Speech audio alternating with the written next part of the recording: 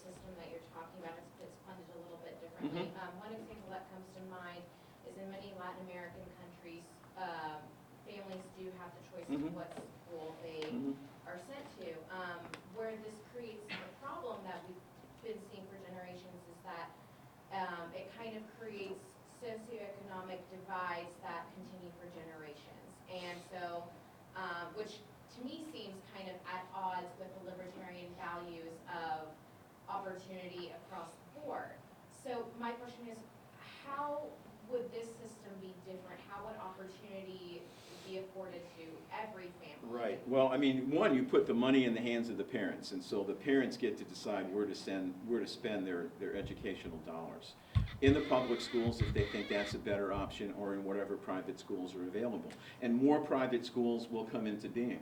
The minute there's funding available, there'll be more private schools that will come into being. But in terms of this kind of economic stratification, probably the worst economic stratification is in public schools, where the wealthy, you know, as I mentioned, the wealthy in big cities that don't have good school systems, they never send their kids to the public schools. They have the money either to send their kids to elite private schools or to move to nice fancy suburbs that have really good school systems. So oftentimes this divide between the rich and the poor is increased by the way we structure public education.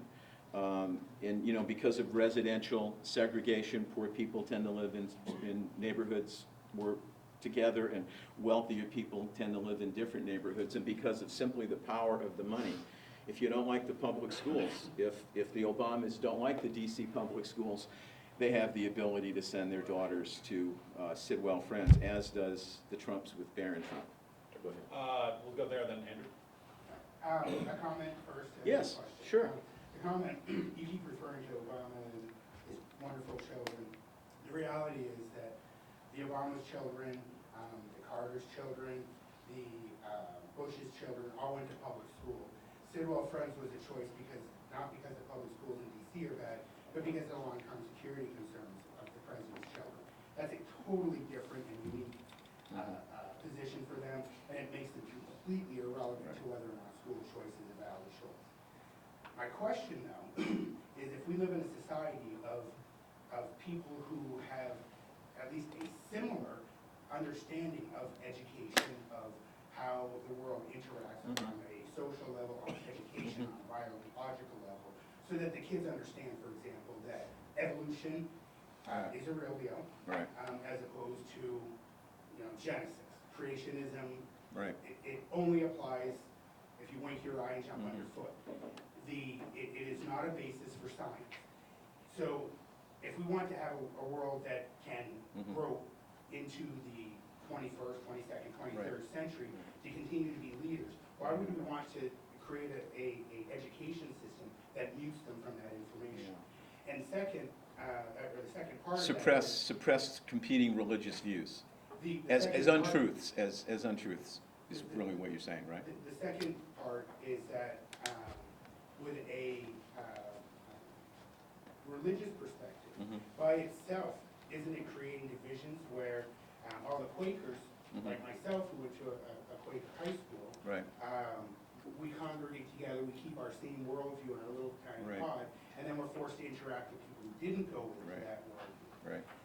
What that happens is that we end up with alternative facts about reality. Right. We end up with a worldview that doesn't understand how the other person sees it. Right. And the only way that is made common is through the public schools. And public schools are crap. I get that. We don't teach Latin as a basic anymore.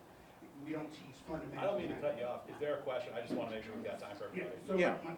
So how is it that you are able to, or from where do you think that we are able to come together with these two vastly different perspectives to have a world that's Well, for everybody? it's exactly, I mean, you made my point when you said public schools kind of do the molding for us. We have a whole bunch of different ways of looking at the world, but we have a public school system to melt everyone down and turn them out in the mold that the government chooses, that public school bureaucrats and textbook bureaucrats decide for us. That's my exact point. You know, my exact point is that is not the government's job in terms of molding how our children think, whether it be about evolution versus creation, or whether it be about what marriage is, or when life begins, or, you know, what facts in American history are the most important. We shouldn't have government having a monopoly over truth in that respect. And so as a libertarian, I think that private education is a powerful check on government's power to decide what we should believe. And the more choice we have, the better. Now, yeah, maybe that leads to some communities with different views, but I think that's exactly what the idea of multiculturalism is. We don't tell people what to believe. We celebrate the fact that there are different views. And we don't effectively force people into the public schools. We don't do it at gunpoint the way they did in Oregon. We simply do it through economics, where it's impossible for many families to afford anything other than public education. So to me, that's my point. I think choice is better than molding. I understand some people think that we all should think alike, and the public schools ought to be the vehicle of doing that. I know I said Andrew, but Professor Mulligan? Sure. Yeah, just in terms of the conversation point with that, though, I think it's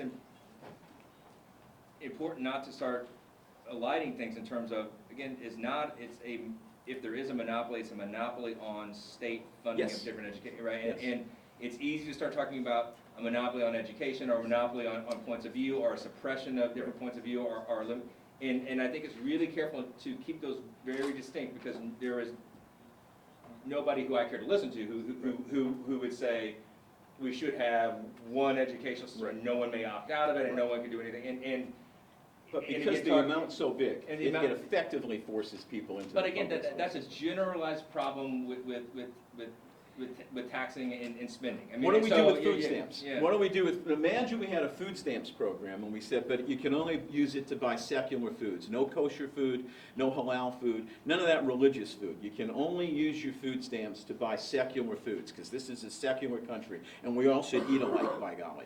And if you want to eat something else, then you spend your own money.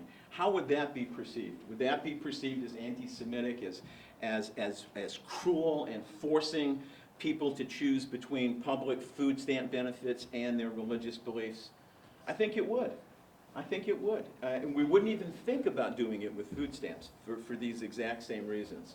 Forcing that kind of uniformity of eating on people. Well, you know, eating is important to keep going. But, you know, the hearts and minds of our kids are equally important. I see some hands back Yeah, there. but- it's Are we out of time? Yeah, Oh. class is coming up, I want to make sure we get through. But thank you so much for coming. Oh, you're welcome. Thank you. I appreciate it. Hey, thanks for coming out.